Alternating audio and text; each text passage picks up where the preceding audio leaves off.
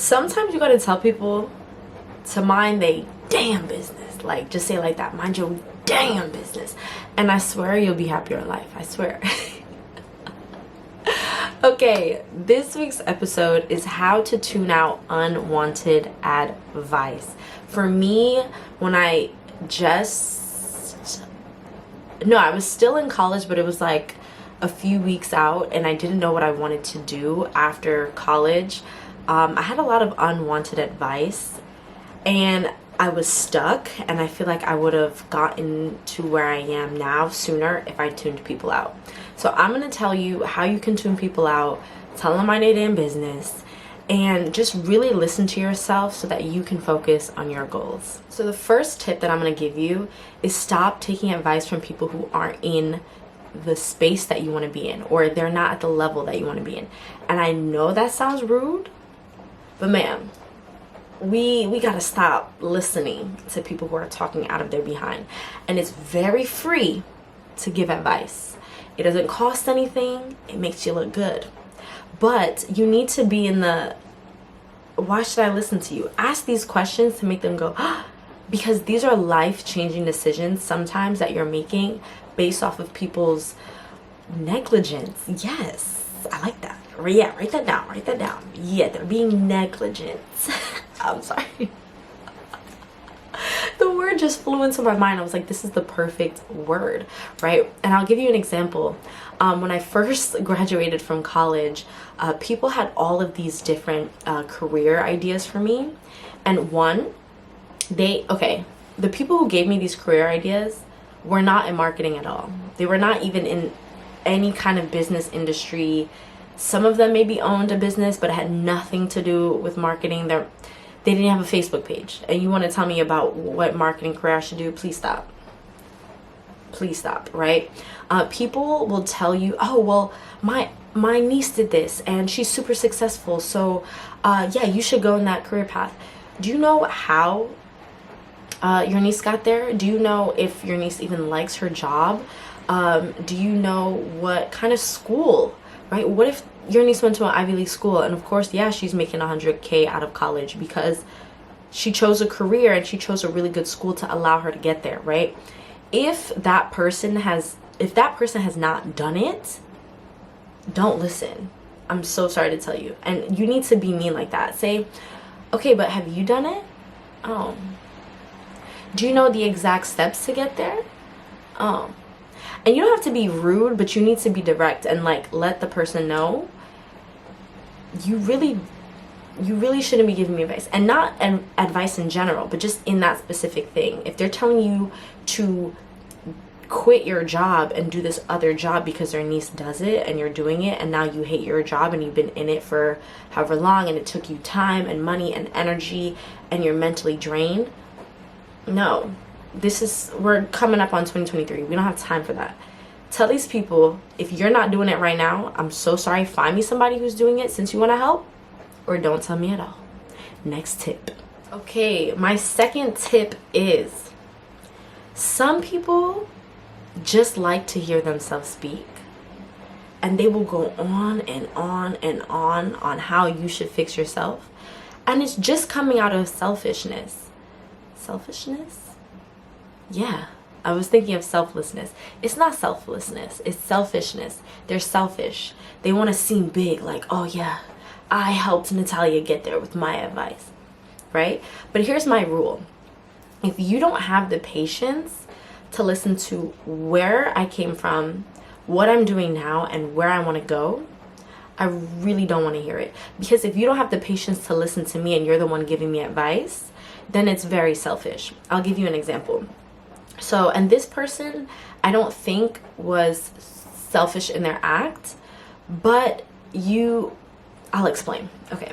So I had a friend and I was telling her, hey, I'm not really liking the path that I'm going down. Like, I feel like marketing right now just really isn't what I thought it was, right? At the time, I was a influencer manager. So I was managing influencers and it just wasn't working. Like, I was working on commission, and my goal right, is to financially support myself in fencing, right? I'm living in Paris, so I have rent to pay, I have coaches to pay, I have competitions to pay, I need to eat, I need to go out. You're going to need to be on a beach drinking a martini, a margarita, a Mai Tai, a something. That's the lifestyle that I want. I want to be able to support myself and also pay for fencing, right? Because I have to pay for it. And this person, when I said, hey, listen, I hate the commission-based work because you're putting so many hours into it and it's just really not producing the amount of money that is equating to the time that I'm putting in. And this person gave me some really bad advice. They said, oh yeah, maybe if you managed athletes, because there's this new NCAA rule where athletes can get paid sponsorships, but it's the exact same thing as representing influencers, but if anything worse, because if you were a college athlete, you would know you were broke. You were broke. You didn't have time for a job because you were busy at practice or at games / competitions. And yeah, it was not nice. So why would I want to have clients that have $0?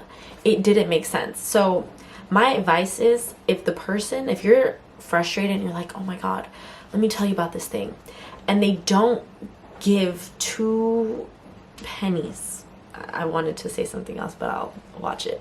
If they don't care about where you started, where you are now, and what you're planning to do, I don't have time to listen. And you have to be like that. So write that down and get ready for number 3. Okay, the third tip, I swear these people are so innocent, but still I don't want to hear your advice. I'm so sorry. Thank you. And I know it really be coming from their heart. I swear to you, it be coming right here. It comes from their heart.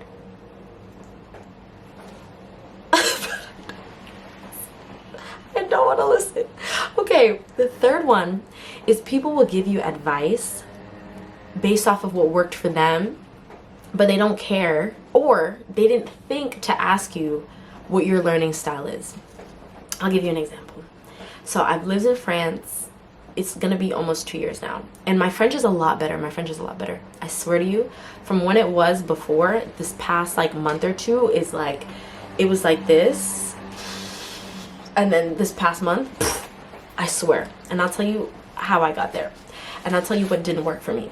So how I got there is I just started talking to people more who were French, and I spoke to people who were my age, and they were super sassy, because I'm a sassy person. And they just started teaching me these sassy words, and I started like incorporating like phrases that are just like basic and made them like my personality, right? And then it got me excited to learn French. But back in the day, literally like over a year ago, not back in the day, but people would give me this advice all the time. Oh, if you watch shows in French, you'll definitely learn faster. I swear you'll learn faster. Baby girl, that worked for you. But let me tell you something about me. I don't like watching shows. I hate the movie theaters. I really do.